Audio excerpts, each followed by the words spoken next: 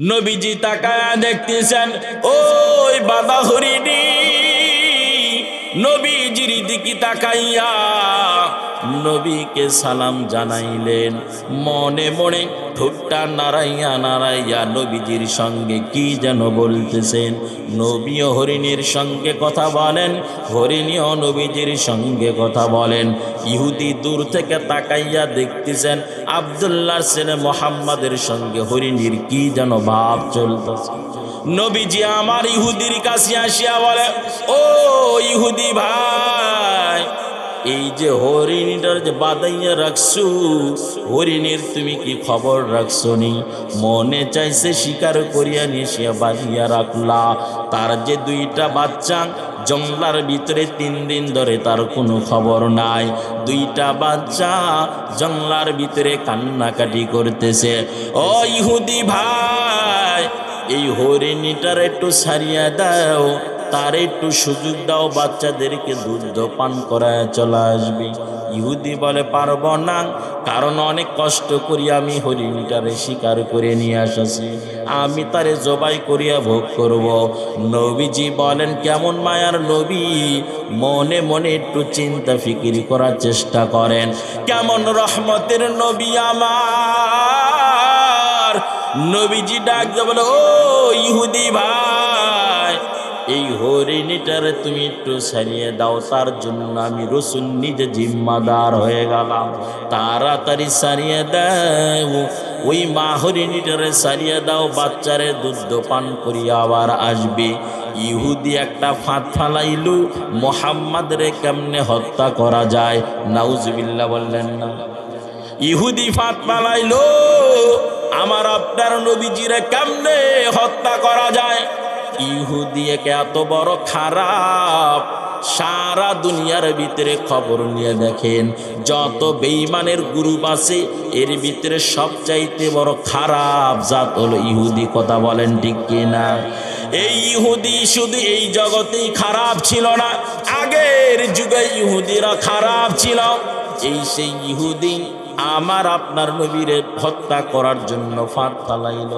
ইহুদি বলে, মোহাম্মদ ছাড়তে পারি, শর্ত হলো একটা, যদি এই হরিণী ফিরিয়া না আসি আমি কিন্তু তার জায়গায় তোমাকে হত্যা করব।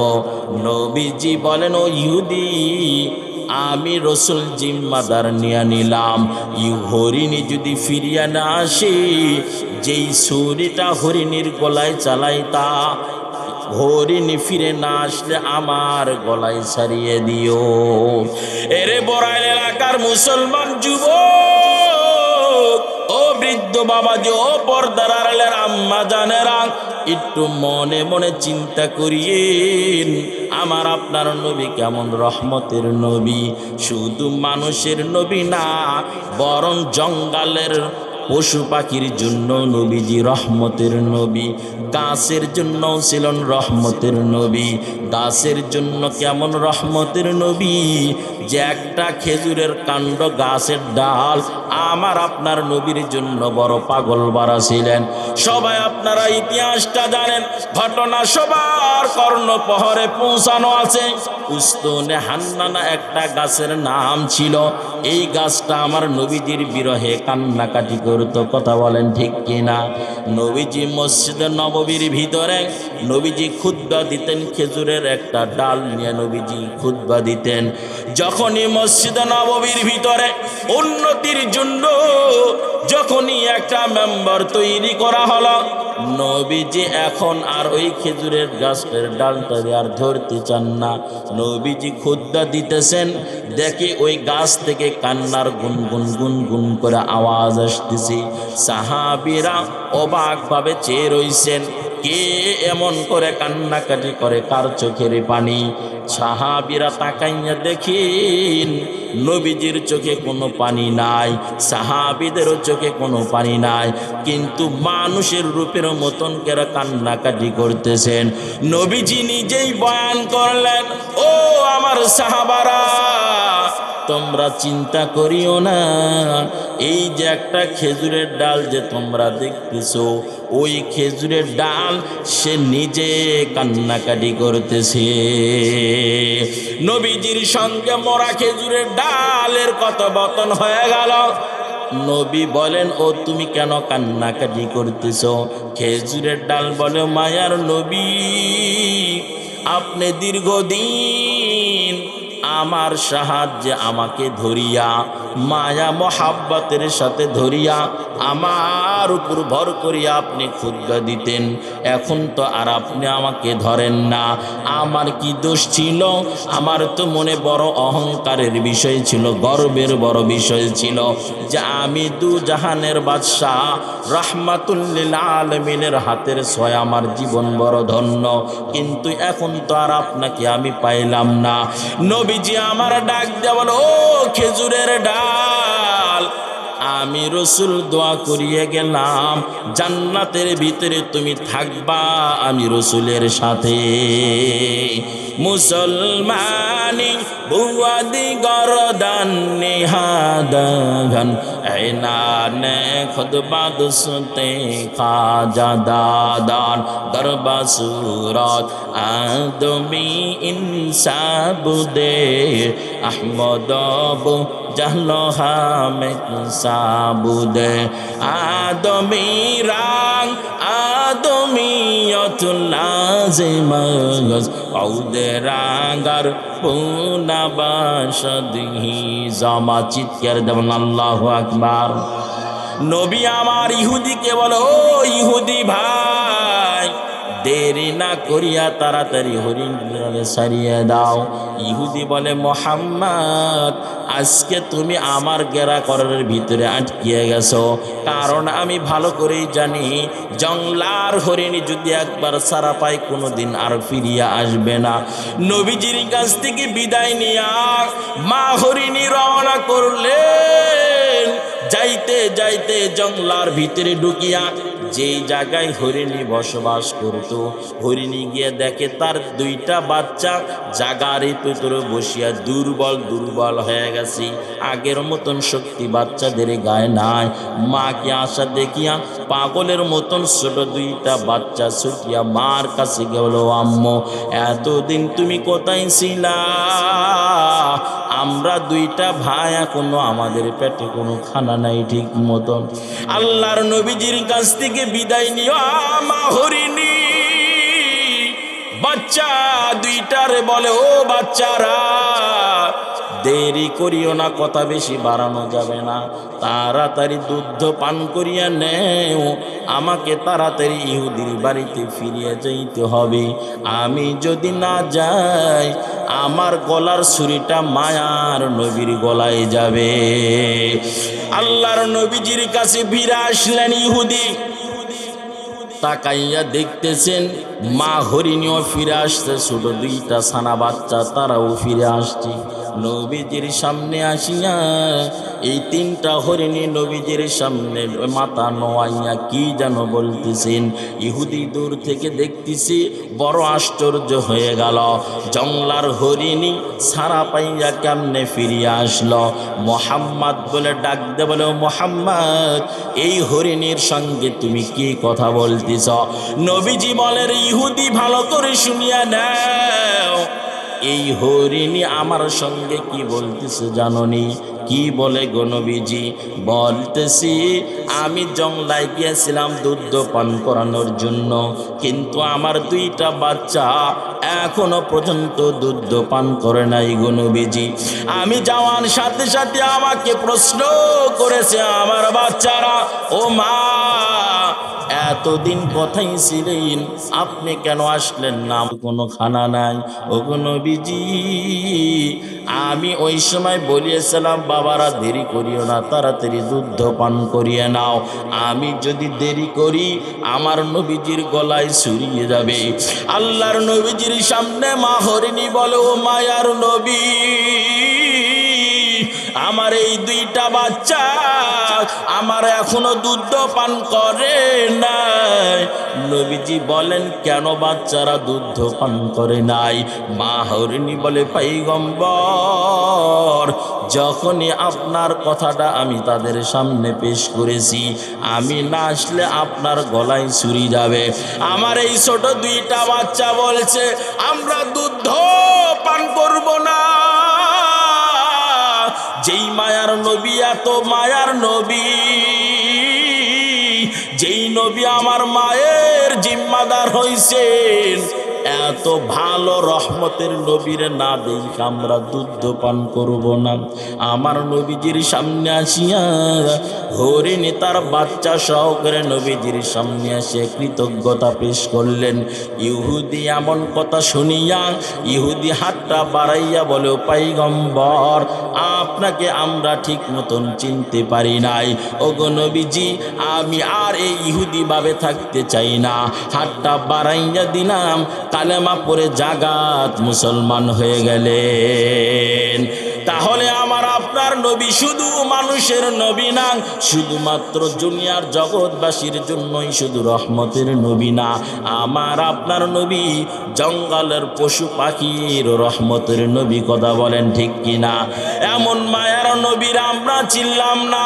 এ বড়াইলের মুসলমান যুবক, ও বৃদ্ধ বাবাজি, ও পর্দার আড়ালের মা, আজ আপনাকে পর্দার বয়ান করলে আপনার মাথা গরম হয়ে যায়।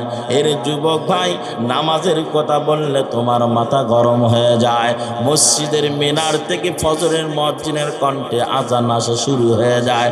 আপনি ওই সময় ইয়ারফোনটা খুলিয়া বিদেশি কম্বল উড়াইয়া ঘুমান।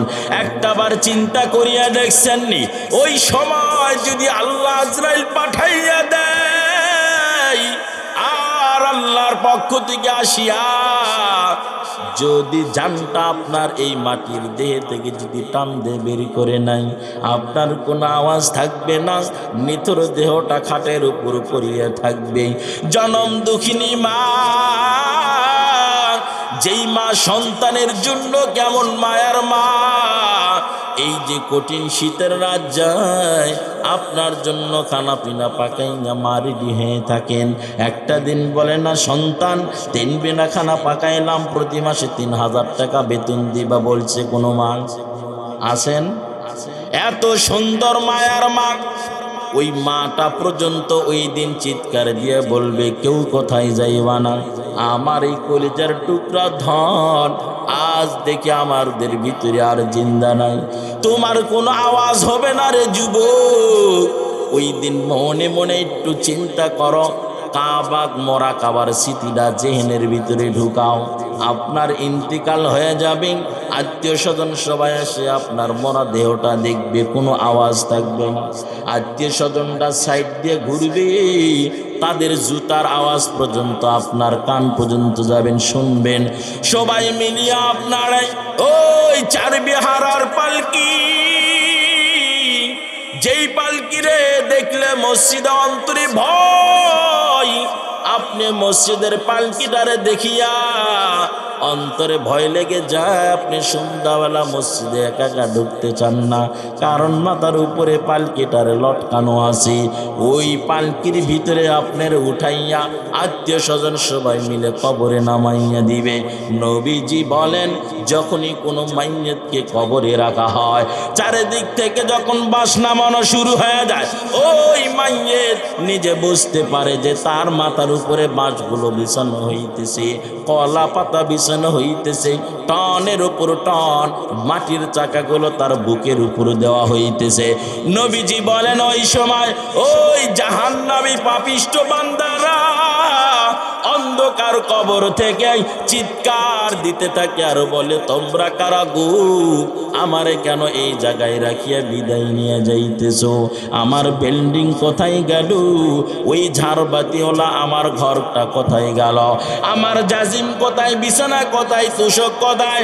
আজকের এই বিছানা এত শক্ত কেন আমার সহ্য হয় না? এই ঠান্ডা মাটির ঘর আমার ঘুমাইতে বড় কষ্ট হয়। তোমরা আমারে এখানে রাখিয়া একা একা চলিয়ে যাইও না।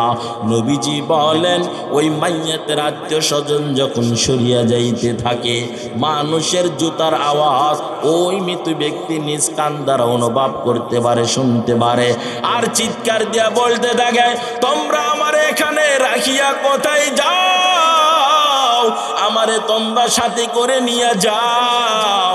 আমার দুনো পাশের মাটিগুলো সরিয়ে যাইতেছে, কেমন যেন ভয় ভয়। আল্লাহর নবীজি বলেন ওই মাইয়াতটা দেখে, যেদিকে তাকায় তার মাটির দেওয়ালটা দেখা যায় না, বামে তাকাইলেও মাটির দেওয়ালটা দেখা যায় না, বহুদূর পর্যন্ত চলে যায়। আবার মাইয়াতটা তাকাইয়া দেখে দূর থেকে মাটির একটা জোরে চাপ, সহ্য করার মতো শক্তি কারো নাই রে ভাই। নবীজি বলেন যখনই মাটির চাপটা দিয়ে দেয়, বুকের এক পাশের হাড় আরেক পাশের হাড়ের ভিতরে এমন করে ঢুকিয়ে যায়। এই মাইয়াতের চিৎকার শুধুমাত্র মানুষ আর জিন জাতিরা সব সারা সবাই শুনতে পায়।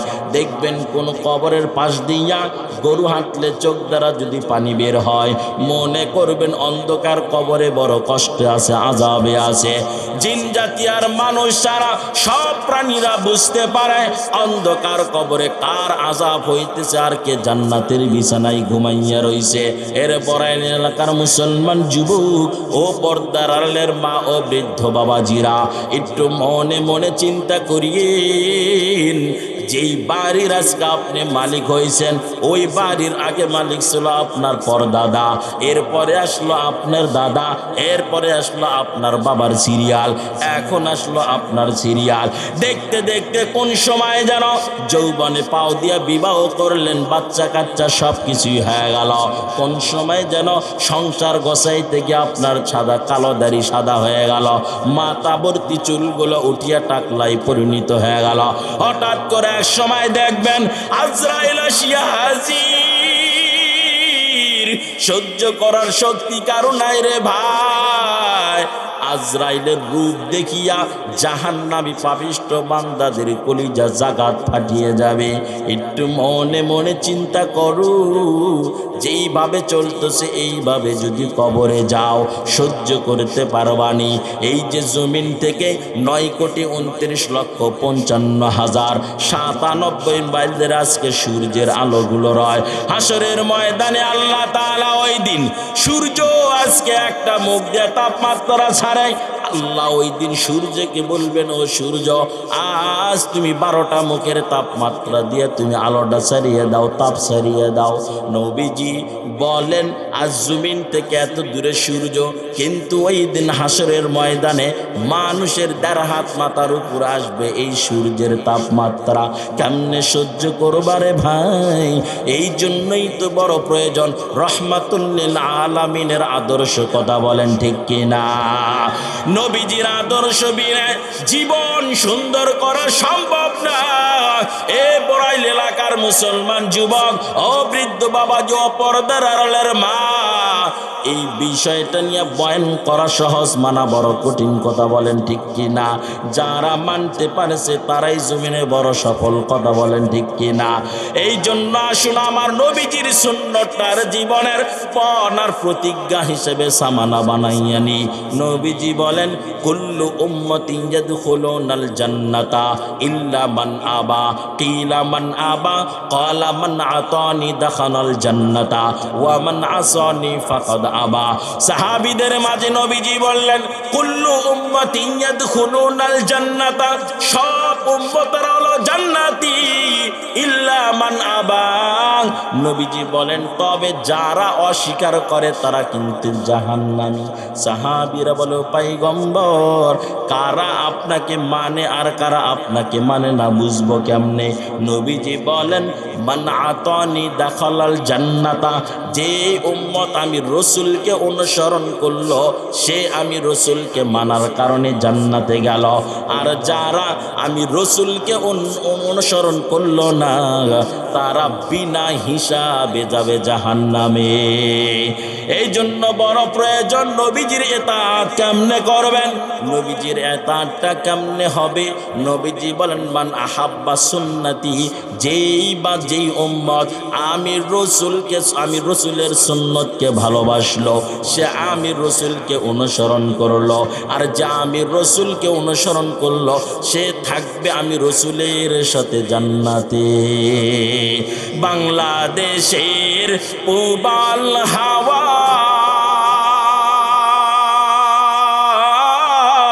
পশ্চিমে করে শোধাওয়া, এই গরিবের দুঃখী সালাম পৌঁছে দিও মদিনায়। মদিনা যাইতে পারলাম না, মদিনা দেখিতে পারলাম না। আমি অসহায় তাই এত দূরে রই, আমি অসহায় তাই এত দূরে রই, শুধু সালাম জানাই মদিনা যাইতে পারলাম না, মদিনা দেখিতে পারলাম না। কান্দি আমি বাংলাদেশে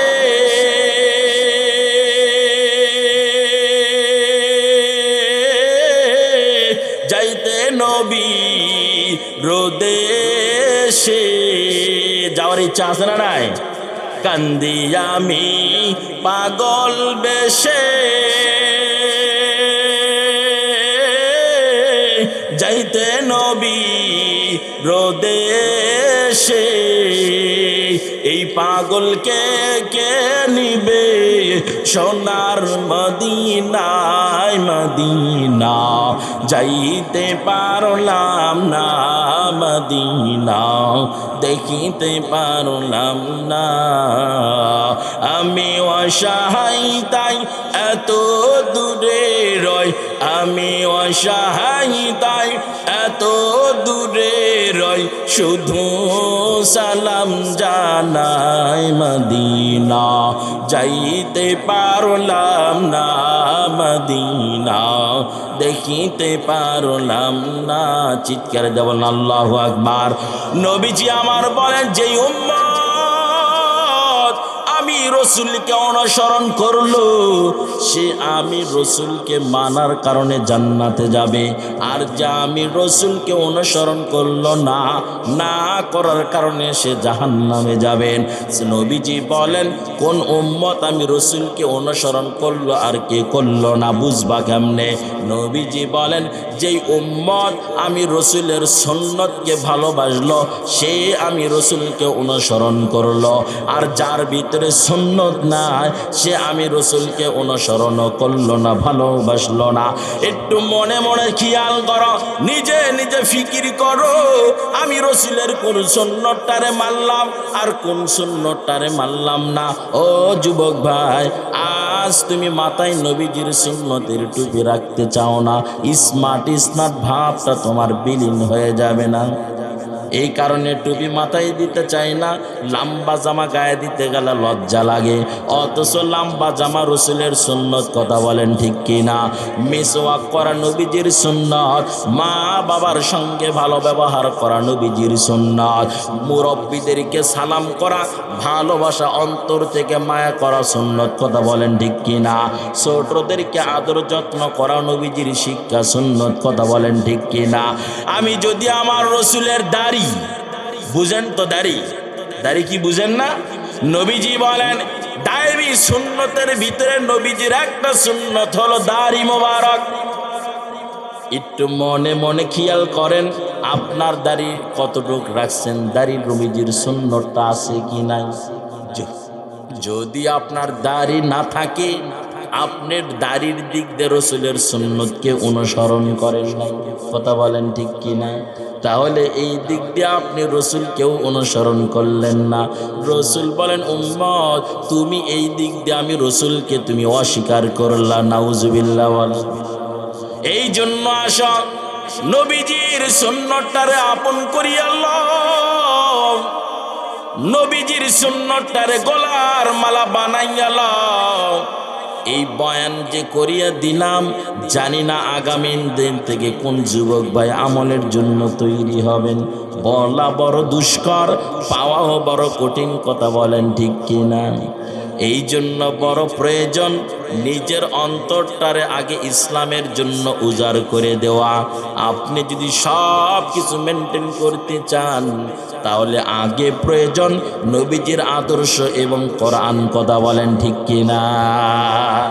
যদি কোরআন আর রসুলের সুন্নতটার যদি আপনি ধরতেই না পারেন, তাহলে আপনার পুরো জীবনটাই বিফলে যাবে। কথাগণ ঠিক কিনা? নবীজির সুন্নতের উপরে, নবীজির সুন্নতের উপরে নিজেকে চালানোটাই হলো সফল উম্মতের কাম। কথা বলেন ঠিক কিনা? হাসরের ময়দানের দিনে রসুল যারে তারে সুপারিশ করবেন না, যার ভিতরে রসুলের সুন্নত আছে রসুল তাকেই সুপারিশ করবেন। কথা বলেন ঠিক কিনা? এজন্য মুফতি শফি রহমাতুল্লাহ আলাইহি পাকিস্তানের জন্ম নেওয়া সন্তান, হক্কানি আলেমের শীর্ষ মনিদের একজন ছিলেন মুফতি শফি রহমাতুল্লাহ আলাইহি। ওনার একটা তাফসিরে কিতাব আছে, নাম হলো তাফসির মারুফুল কোরআন। কি নাম? তাফসিরে মারুফুল কোরআন। এই একই নামের কিতাব, দুইটা কিতাব, লেখক দুইজন। এই তাফসিরে মারুফুল কোরআন একজন লেখছেন মুফতি শফি রহমতুল্লাহ আলাইহি, আরেকজন হলেন ইদ্রিস কান্দলিবি রহমতুল্লাহ আলাইহি। কিতাবের নাম এক, মারুফুল কোরআন।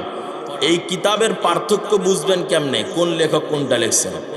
যিনি কোরআনের আয়াতের তাফসিরের হাইসিয়তে যিনি লেখছেন উনি হচ্ছেন ইদ্রিস কান্দলিবি রহমতুল্লাহ আলাইহি, আর যিনি ফেকার হাইসিয়তে লেখছেন এই কিতাবটা উনি হলেন মুফতি শফি রহমতুল্লাহ আলাইহি।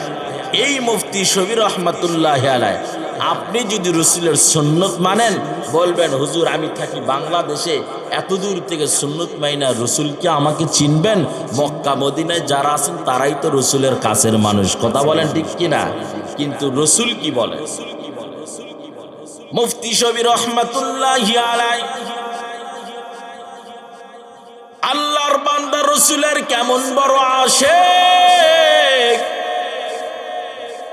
এত বড় খাদেম, রসুলের বড় পাগল পারা উম্মত, যিনি কিতাব লেখার সময় পবিত্রতাটা এতটাই গ্রহণযোগ্যনীয় ভাবে উজু করতেন যে নবীজির একটা হাদিস, ইসলামের একটা মাসআলা, কোরআনের আয়াতের একটা ব্যাখ্যা তিনি বিনা উজুতে কোনোদিন লেখেন না।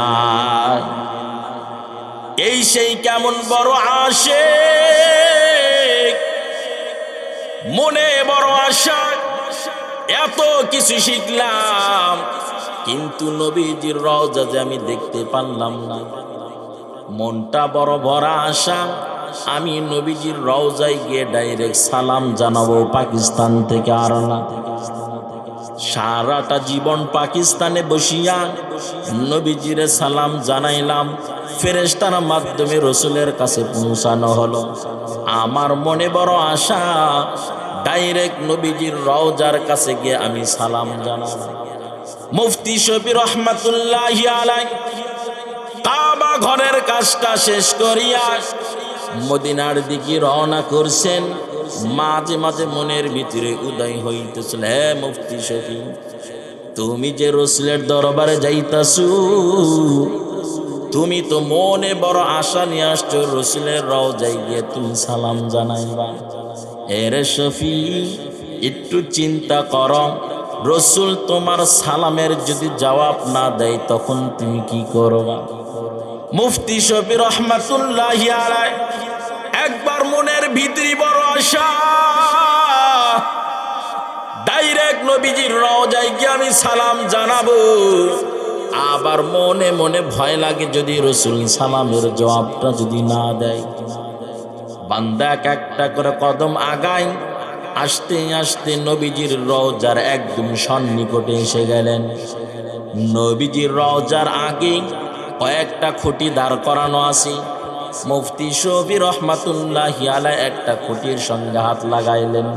হাতটা লাগাইয়া দূর থেকে চিন্তা করতেছেন কুটির সাথে হেলান দিয়া, এর শফি রসুল যদি তোমার সালামের যদি জবাবটা যদি না দেয় তখন তুমি কি করবা? তুমি তো রসুলের খাঁটি আশিক হইতে পারলা না, রসুলের সুন্নত মোতাবেক তুমি উম্মতটারে হইতে পারলা না।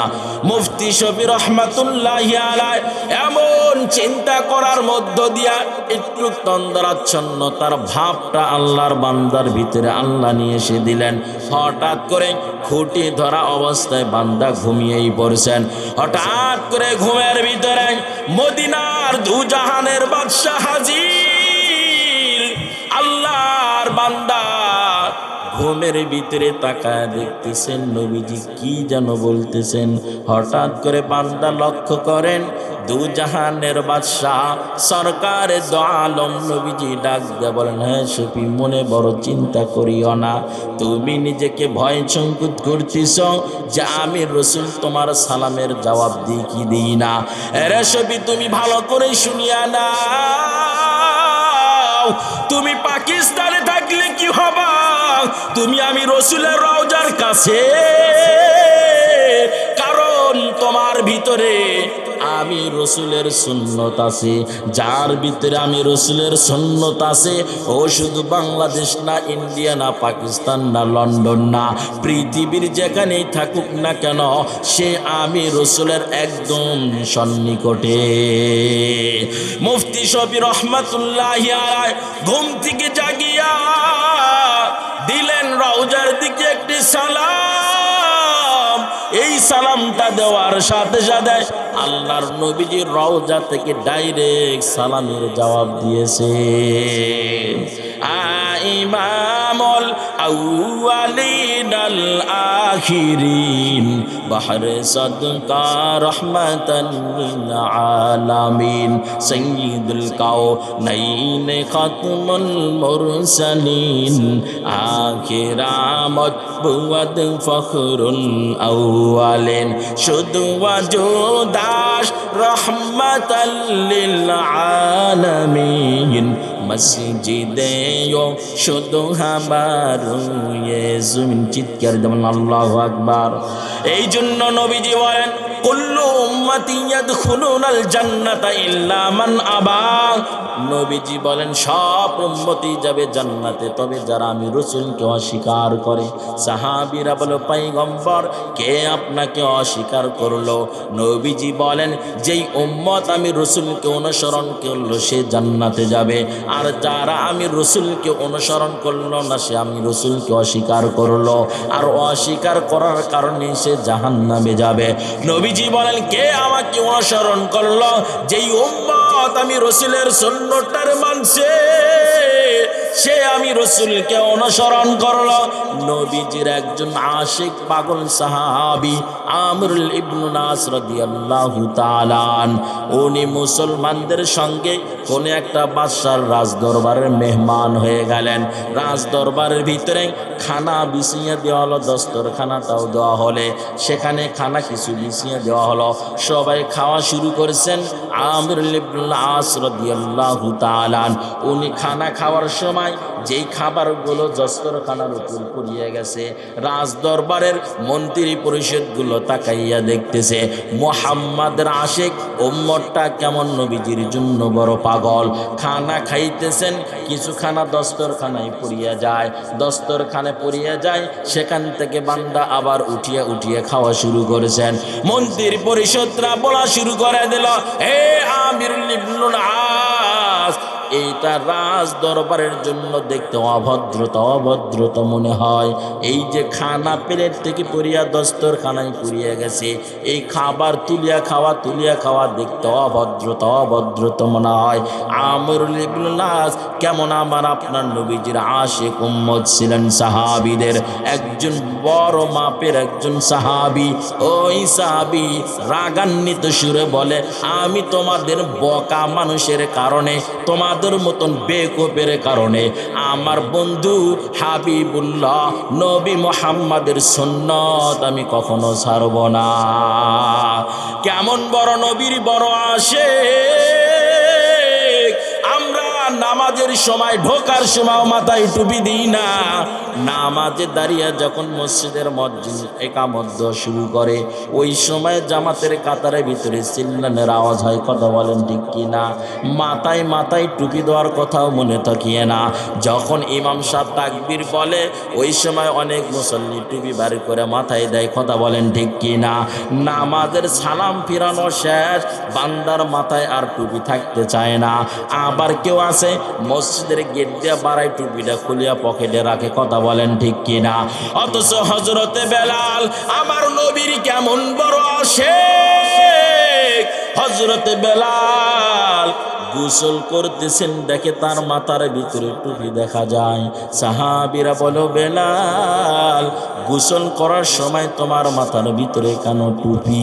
হযরতে বেলাল বলেন, এই টুপিটা তো আমার নিজের কোনো বানোয়াটি টুপি না, এই টুপি তো আমার নিজের কোনো আদর্শের টুপি না, এই টুপিটা হলো আমার হাবিব নবী মুহাম্মদুর রাসূলুল্লাহর সুন্নতের টুপি। কেমন বড় আশিক ছিলেন হযরতে বেলাল।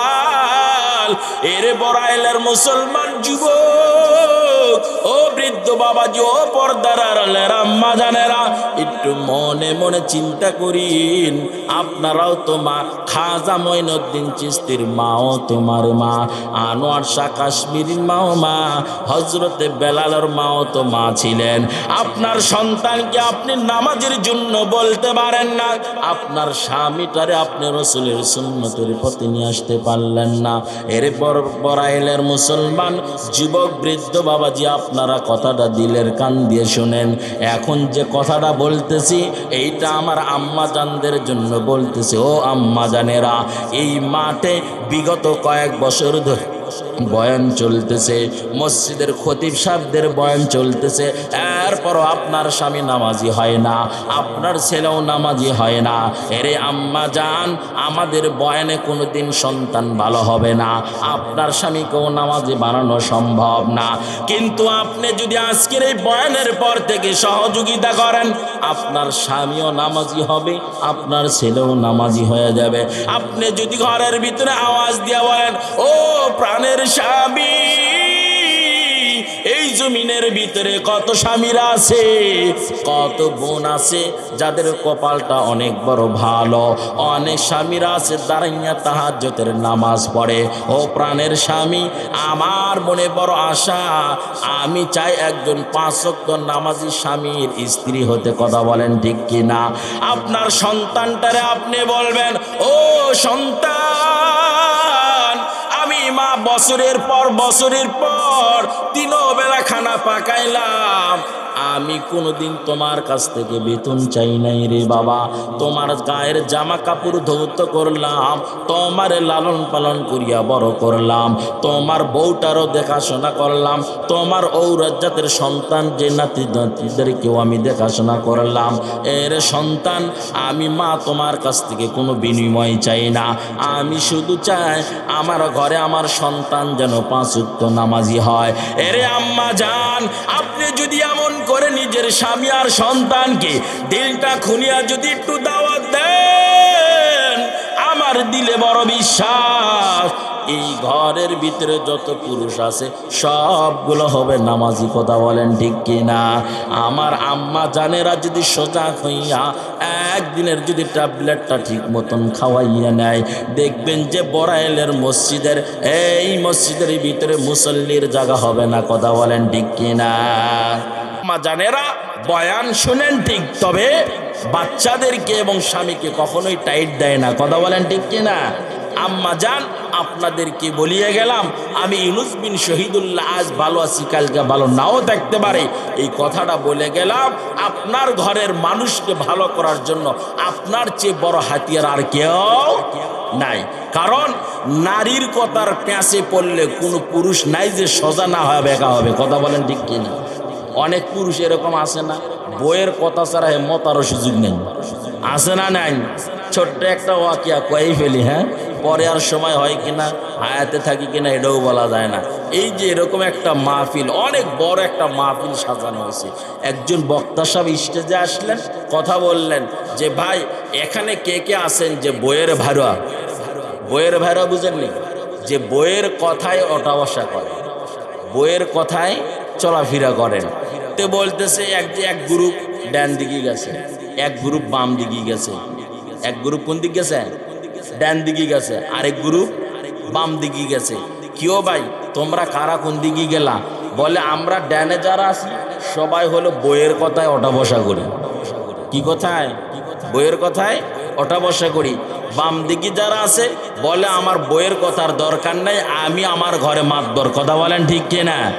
এখন বক্তা সাহেব তাকায় দেখতেছেন সামনে এক বেটা বসা, এ ডানেও যায় না বামেও যায় না। তো ওরে জিজ্ঞাসা করছে, কিও ভাই তুমি যে ডানেও জানা বামে জানা, তোমার খবর কি? বলে যে আমার একটু সময় দেন, বইয়ে এখনো কলটা রিসিভ করে নাই, আমি একটু জানতে চাই আমি কি তার কথায় চলি নাকি আমি আমার কথায় চলি। কি বলতেছে? যে আমি কি আমার কথায় চলি নাকি আমি আমার বইয়ের কথায় চলি, এটা একটু তার কাছ থেকে শুনে নি। আমাকে আপনারা একটু বলেন তো, ডান দিকের গ্রুপ বইয়ের কথাই চলাফেরা করে, এটার লেগে কি বইয়ের কাছ থেকে অনুমতি নিয়ে গেছে না অনুমতি ছাড়াই গেছে? বামে যারা ছিল তারাও বইয়ের অনুমতি লাগে না, একা একাই চলে গেছে। মাঝখানে যে বেটা আছে এ বইয়ের এতটাই ভক্ত, এতটাই মুরিদ, সে কি ডানে যাবে না বামে যাবে এটাও ফোনে না জানা পর্যন্ত তার ক্ষমতা নেই। এরকম পুরুষ আছে না নাই? এই ধরনের পুরুষ ম্যাক্সিমাম সমাজেই এখন আছে। কথা বলেন ঠিক কিনা? তো আমার আম্মা জানেরা যদি একটু হেদায়েতপূর্ণ হয়ে যায়, আম্মা জানেরা যদি চান আমার ঘরটারে জান্নাতি ফ্যামিলি বানাবো, আমার ঘরটারে জান্নাতি ঘর বানাবো, ও আম্মা জানেরা আপনারা একটাবার স্বামীকে টাইট দেন যে আমি চাই জান্নাতি একজন স্বামীর স্ত্রী হয়ে কবরে যেতে। সন্তানদেরকে বলেন, ও সন্তান আমিও চাই হাফেজে কোরআনদের মতন, আলেমদের মায়ের মতন, মুহাদ্দিস মুফতি সাহেবদের মা বাবার মতন আমিও চাই একজন 5 ওয়াক্ত নামাজি সন্তানের মা হয়ে কবরে যাইতে। আম্মা জানেরা যদি টাইট দেন, বলেন তো এই মসজিদে মুসল্লির জায়গা হবে? আল্লাহ আমাদেরকে সবাইকে বোঝার তৌফিক দান করুন, বলেন আমিন। আমার পঠিত আয়াত আল্লাহ তাআলা বলেন, নবীজি আমি আপনাকে প্রেরণ করেছি জগৎবাসীর রহমত স্বরূপ। কি স্বরূপ? রহমত স্বরূপ। রসুল বলেন রহমতের বাণী নিয়ে আসলাম। রহমতের বাণী হচ্ছে সব উম্মত জান্নাতি, যারা আমি রসুলকে মানে তারা জান্নাতে যাবে, আর যারা মানে না তারা কই যাবে? জাহান্নামে যাবে। সাহাবীরা বলেন রসুল আপনাকে কারা মানে? নবীজি বলেন যারা আমার সুন্নত মানে। তাহলে সুন্নত মানার দরকার আছে না নাই? আল্লাহ আমাদেরকে সুন্নতের প্রতি চলার তৌফিক দান করুন, বলেন আমিন। আসসালামু আলাইকুম ওয়া রাহমাতুল্লাহি ওয়া বারাকাতুহু।